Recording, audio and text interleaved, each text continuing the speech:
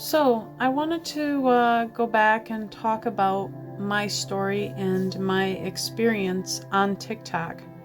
It all started in 2022 when I had just finished building my home, where my daughter, my older daughter, she had talked me into going on TikTok, educating. And I had already put in about, maybe 8 years of work on my own DID, and reading and research, and I had gotten in about 200 some books already then. And she's like, well, Mom, you can help people. Maybe you should go on and talk about it. And when I started going on there, it was confusing to me at first because, I wasn't even used to internet.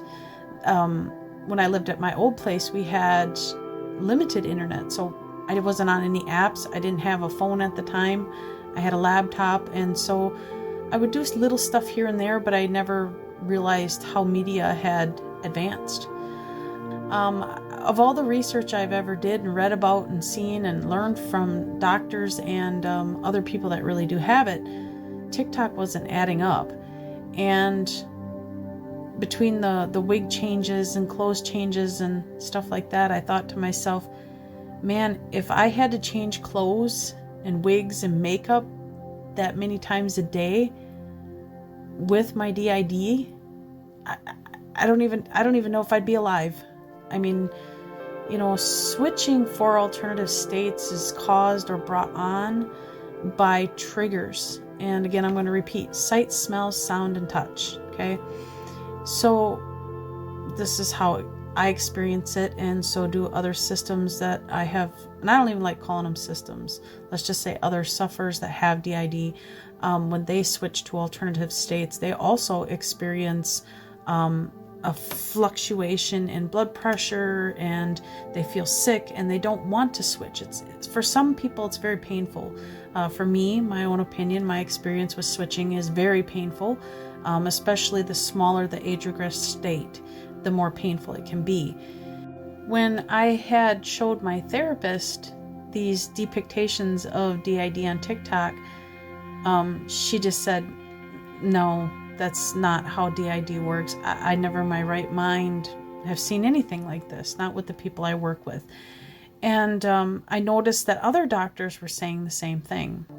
Hence, everybody's on about Matthew Robertson, and that doctor works with thousands of patients a day.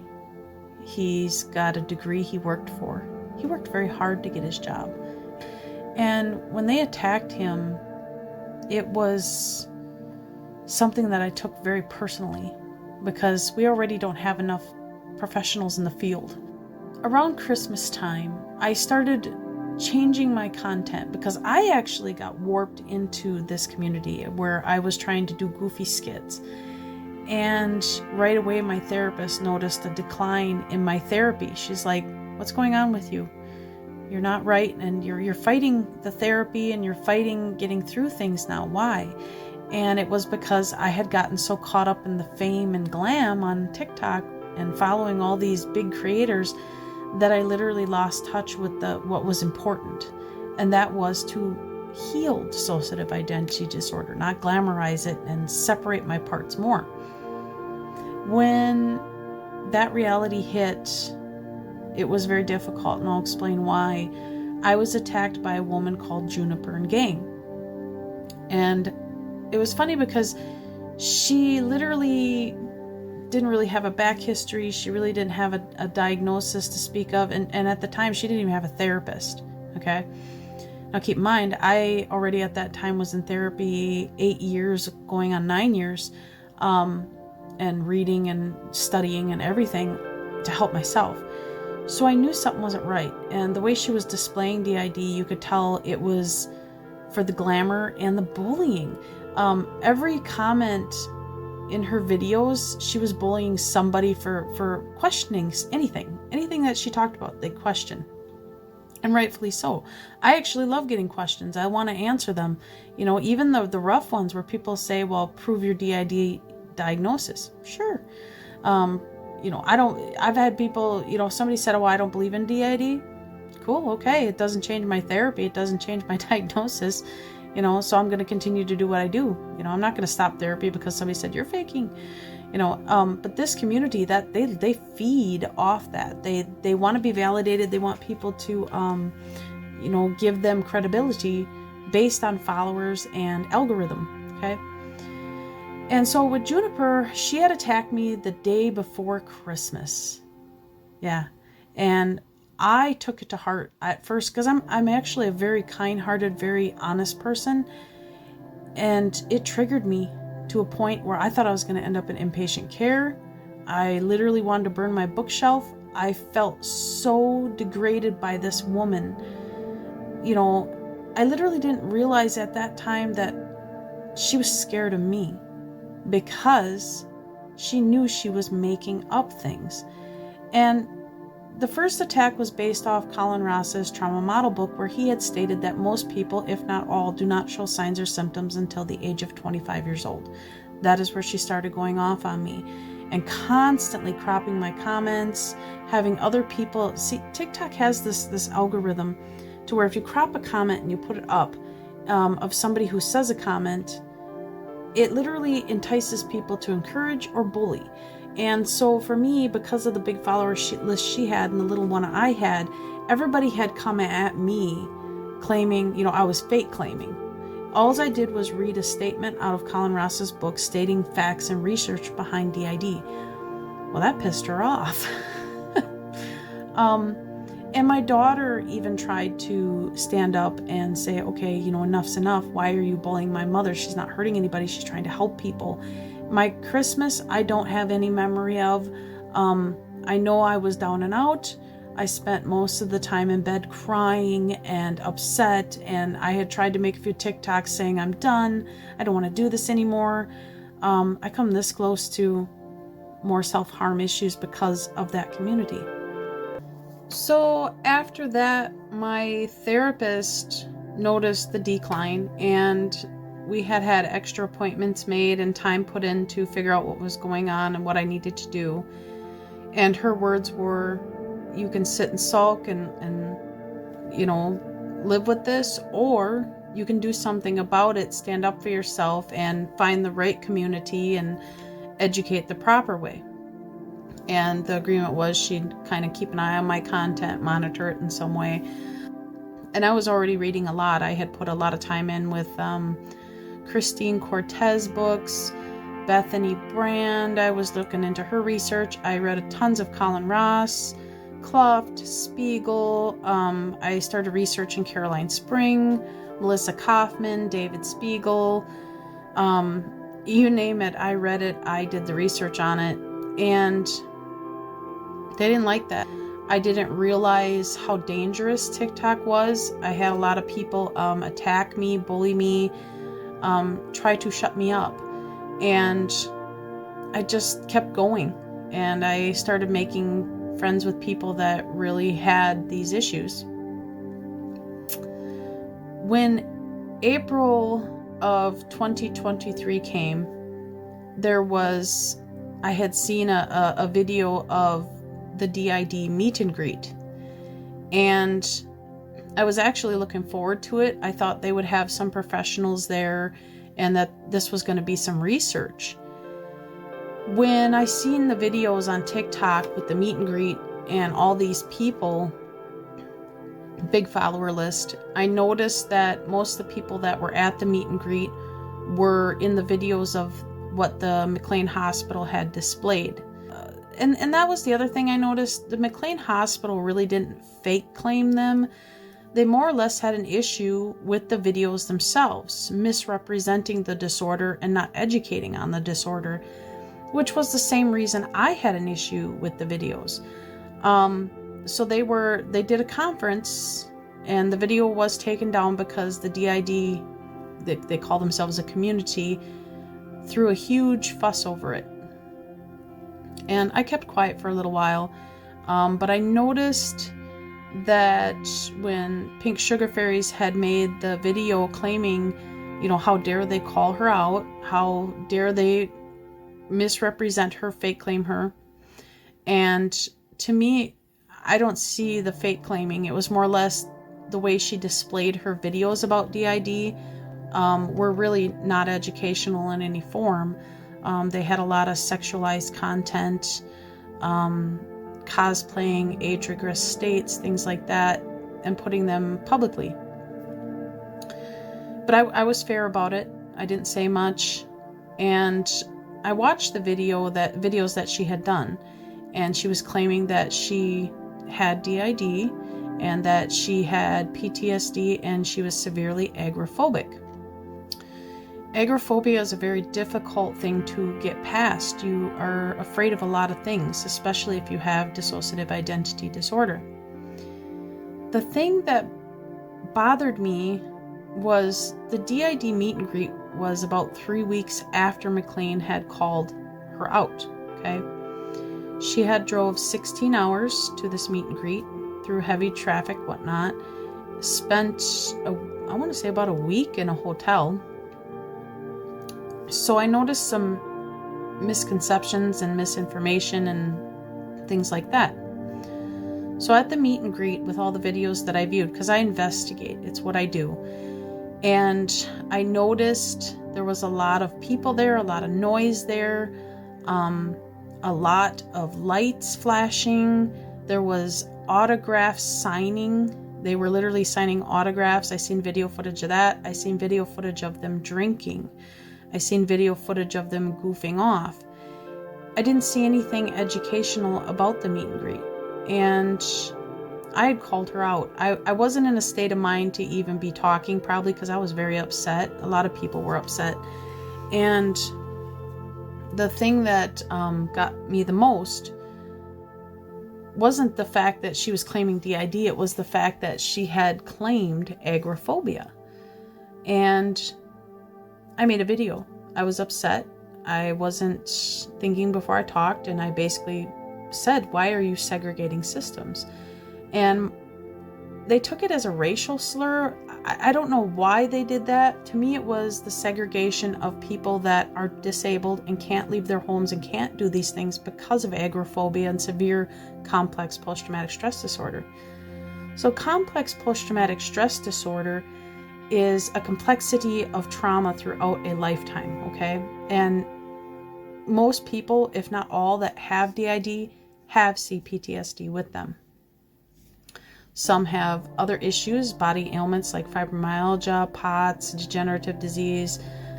So there's things that some people can't do, and I found it upsetting to see that they could do these things, and here's real people that couldn't. But the thing that upset me the most was that she claimed she had agoraphobia. I knew right away she doesn't have agoraphobia, because of the fact that she had gone to this meet and greet, and I seen a live on her in the hotel that night, drinking, having fun, dancing on the bed, goofing off, and then I seen prior videos about her talking about going to raids and whatnot, and going out in public and doing all these things, yet she told McLean Hospital off saying that she never leaves her home and she has severe agoraphobia. So on 4/16, which would have been April 16th, that night around midnight, I had already gone to bed. I was exhausted from being upset about the meet and greet. And I get a phone call that night saying, wake up, there's a problem. Pink Sugar Fairies is going to attack you. And I said, I wasn't worried about it. I thought, okay, she got caught. She's going to be mad.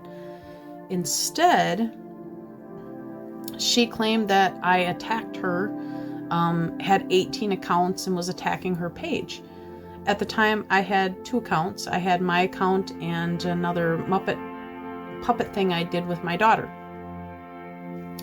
When I had received this phone call telling me that, she's live right now, she's sending people after you, I had went on TikTok and was watching the live, and Pink Sugar Fairies was in her hotel, goofing around, drinking, and basically telling everybody, you need to attack this woman, bully her, get her off TikTok.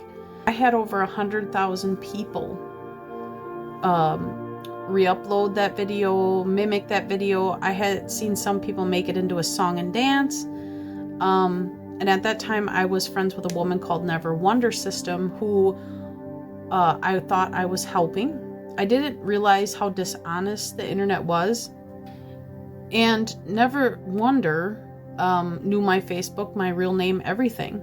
And I thought she was being nice and defending me, saying, hang in there, whatnot. And when she started getting attacked, she decided she was going to turn sides and come after me undercover.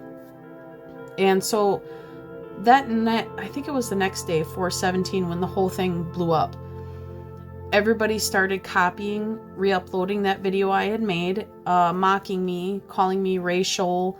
I had people send like death threats, telling me I should cry off and die, white crocodile tears, just another white person going off.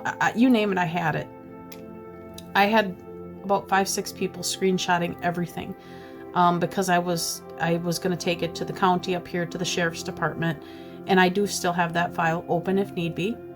That, I want to say evening, I think. I don't have very good memory on what time it was and whatnot. I had sent Never Wonder a message saying, don't worry about this, it will be dealt with, and basically saying, I'm taking it to the sheriff's department, I'm going to do this the legal way, stop the doxing, stop the harassing and bullying.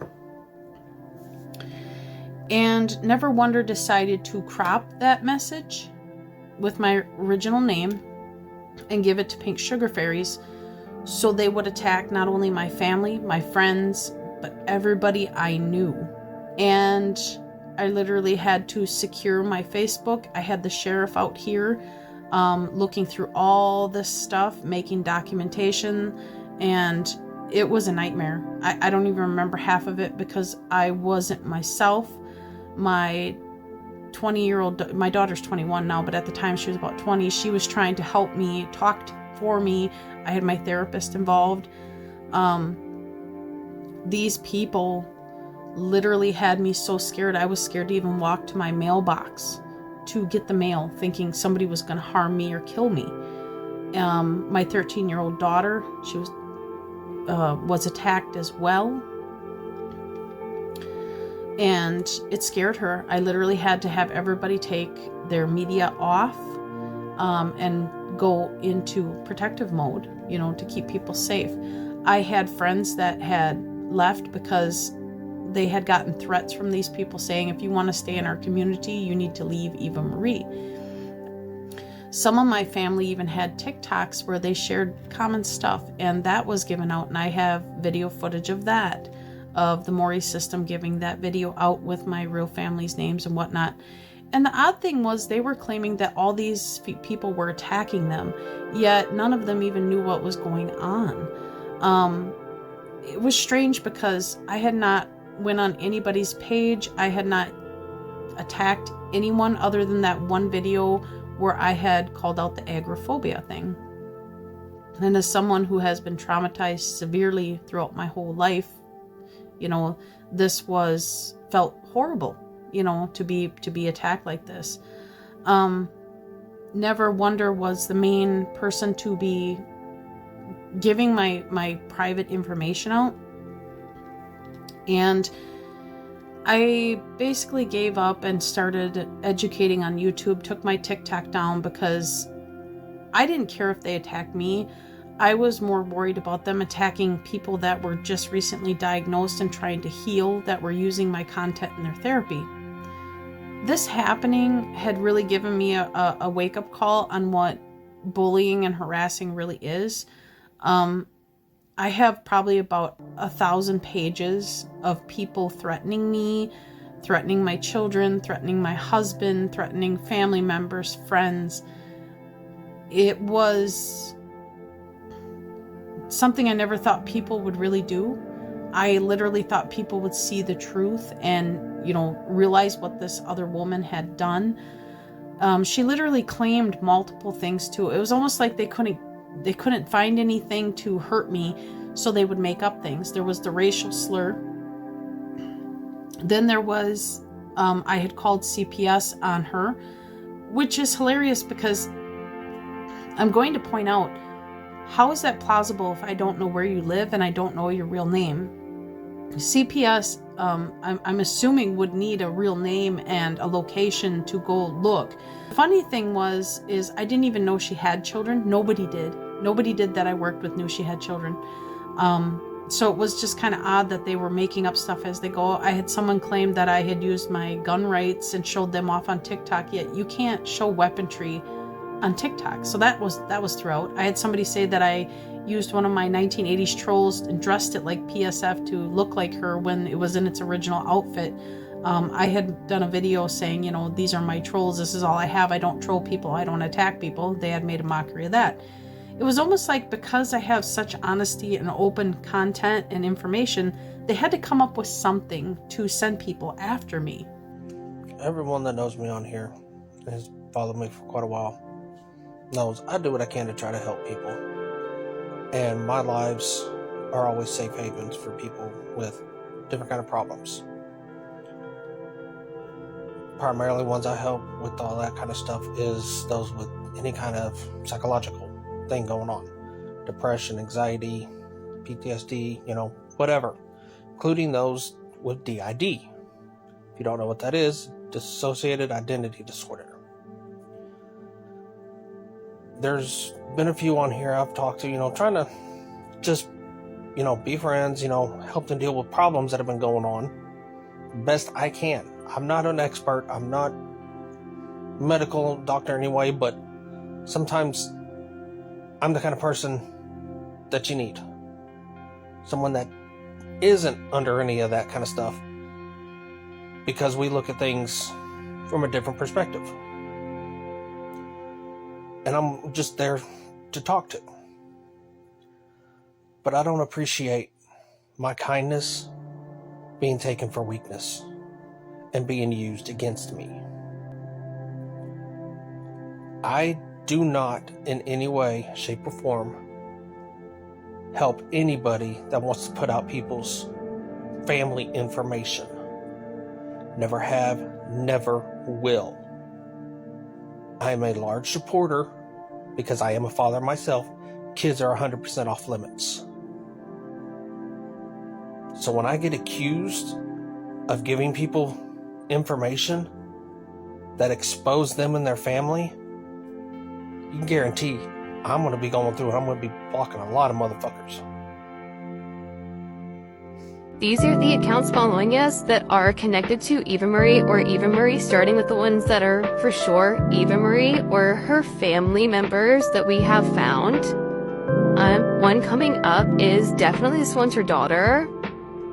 This is definitely Eva Marie here as well. This is an Eva Marie supporter and GID denier. These ones here, starting with Giselle going forward, these are all accounts that don't have the same connection, so we can't say for sure it is Eva Marie or her family. They have all followed us after blocking Eva in the past.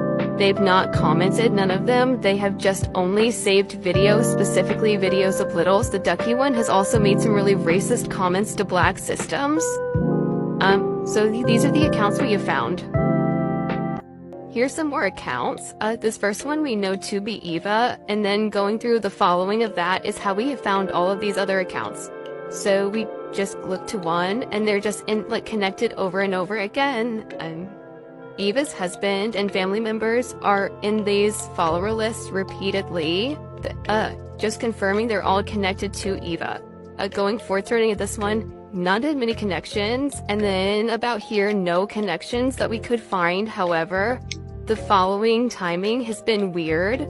The engagement has been a little odd. Oh, this one has just been posting fully vile stuff. That one, we just saw that photo a lot in her following list, so we're just erring on the side of caution with these at the end here. So as time went on, I just basically kept quiet, kept documenting everything, and then I started connecting with other YouTubers like Michelle Manna, Ablaze, telling them my story.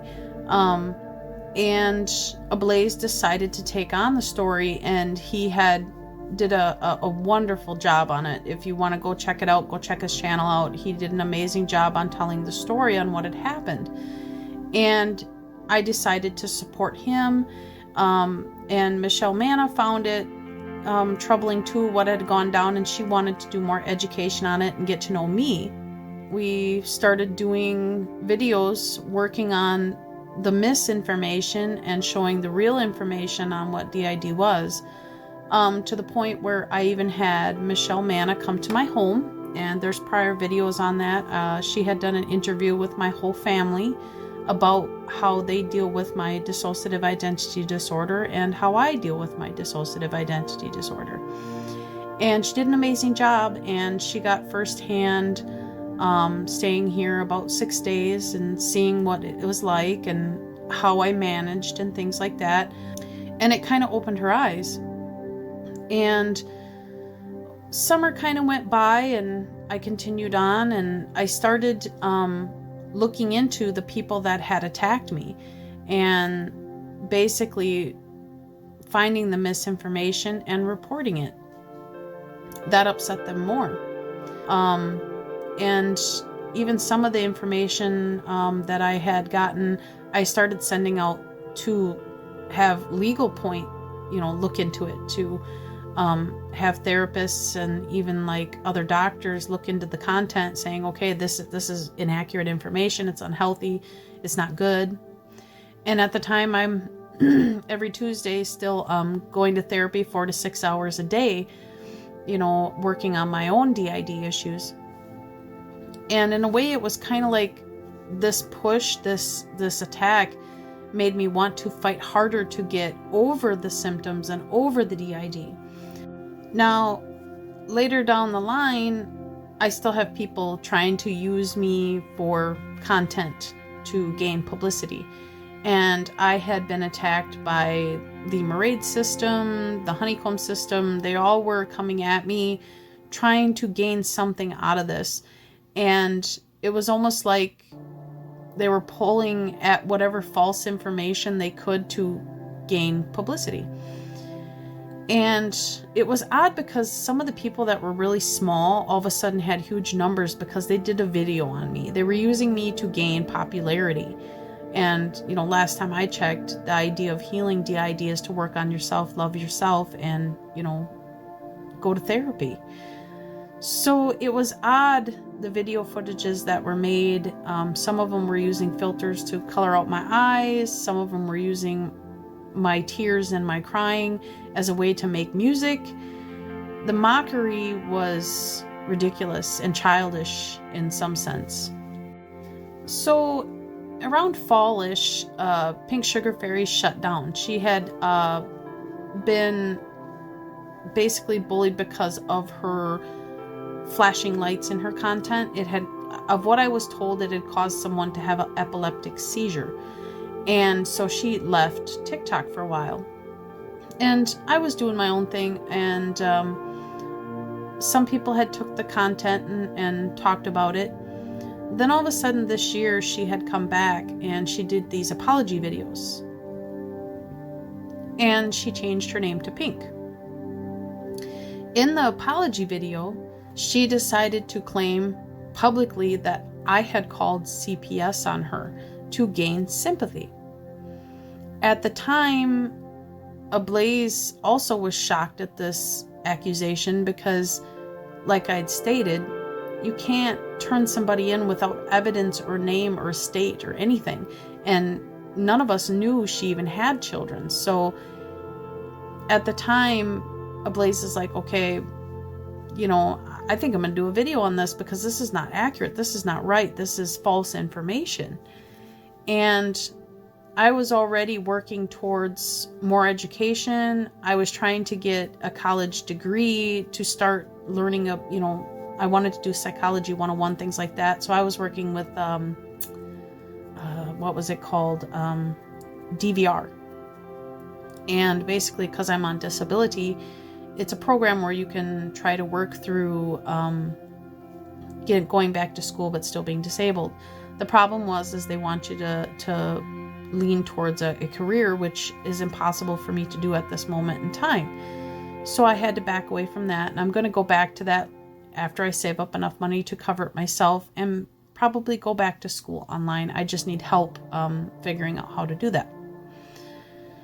As time goes on, it's been a long fight, and TikTok has shown me how dishonest and how cult-like the DID community is. So when people say, oh, that community, I'm not part of any community. I am part of me and we and what I need to do. And I'm working on the integration process, which is a choice of my own. But I wanted to tell this story because I felt that people needed to understand what I went through and the work that I had done. And you're welcome to look in prior videos, the interview with Michelle Manna with my family, the books that I promote, the research that I do. Some people say that my work is harsh. Well, that's part of life. If you want to get better, you need to do the work. And it's a hard reality. You have to face your trauma. You have to view what you've been through and remember who you are and what you are. And so a lot of people don't like that. They wanna play DID out as some kind of mockery and glamorization. And so, I have a folder of over 80 some systems who have attacked me, and I will continue to go through each and every one of their content and have my team go through the content and try to figure out, what's going on here. And if you're doing something that is illegal or inappropriate, it's going to be brought to the public. That's just how it's going to be. So now currently I'm working with some other people who also are doing the same kind of work. Some are professionals, some are not, some are just creators like me trying to live day to day, with this disorder. And one of the ones that I met that I really learned to love her work was Shirley Davis on YouTube. Dissociative identity disorder in a nutshell, and she's written quite a few books. I recommend you go check her channel out. She's got a great site you can go visit and order her books. Her latest one I'm reading is called 366. I plan on doing a video on that soon, as soon as I get done reading it. The other thing that I found that is good to do, instead of a lot of people say, oh, we need to attack them and shut them down and whatnot. It doesn't pay. These people have such high follower lists that it just doesn't pay. The best thing that you can do legal wise and quietly is what I tell everybody. You go on there quietly and you report the videos with the information on TikTok that it meets: sexualization, drug use, misinformation. There's numerous, if you study TikTok, there is numerous amounts of things you can report the video for. And the idea is to take down the glamorization of DID being fun, because it is not fun. It is not something that I want. I tell people, a lot of people, if I could cut my own arm off, if it would get my artist arm, if it would get rid of it, I'd do it. And I'm petrified of surgeries, but I would do it. This disorder takes away time from your life, your family, your body. I am amazed how long I've had to live with this DID, which is over 20 some years, that because of being in such a hyper arousal mode all the time and being on alert and dealing with the switching and the fluctuation of blood pressure and thyroid issues and you name it, that it is slowly killing me. Unless I get it under control, it's killing me. I've had people make videos about me saying I should be thankful Pink Sugar Fairies put so much time and effort into healing. You don't know me, and I've been at this over 20 years. I've been in intense therapy for EMDR, CBT, DBT, and EFT and DNMS for over 9 years now. So I do put in the work and I do put in the healing, but I also find that using it as some kind of glamorization tool to gain fame, fortune, is not necessary. Some people probably won't like my video that I made here. Some people may say something. The thing is, if you're on TikTok and you see DID videos and you have a question and you don't have DID, bring your question to me, I'll answer it. I don't have a problem answering those hard, tough questions. I find it interesting that people say they want to educate on DID, but as soon as somebody gives them a hard question, they get pissy, they get moody, they tell them, how dare you mock me, or you attack me. People that don't have DID have no clue what it's about. And if you're not educated on it or understand it, you shouldn't be making content, displaying it. I'm hoping to connect with more news. So, if you're part of, if you're a doctor, or if you're a therapist, or if you're a psychologist, or, a news creator, please contact me. I'd be more than willing to connect with you and, work more on this, show you my legit paperwork, my story, what I've been through. I don't have a problem with that, because I've had to hide my whole life. I've been through reconstructive surgeries. I've been through massive amounts of medical and you name it. These are things that in the life of having DID is not fun. Time flies by. I've had issues where my husband will get random messages, come home and not know who he's coming home to. Most of the percent of the time, though, because of what I've been through, my DID is under control to a point where it's getting better. It's just when something triggers it, sight, smell, sound, or touch, and I go back to a former memory, I leave. And my alternative states take over. Personally, my own opinion, I don't know how an alternative state can find the time to put makeup on and put a wig on and change clothes.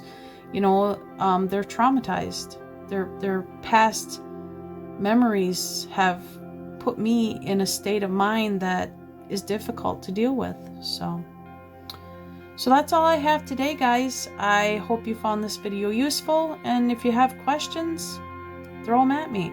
Hit that subscribe button, hit follow, let's talk about it. I don't have a problem with the hard questions. I try to stay out of the drama that seems to be floating around. People keep bringing that up, but I want the hard questions. You want to ask questions about my DID, my family history, what I've been through, what I can remember, what I can't remember? Cool. I'm more than happy to answer it. I'm not going to bully you. Those are legit questions.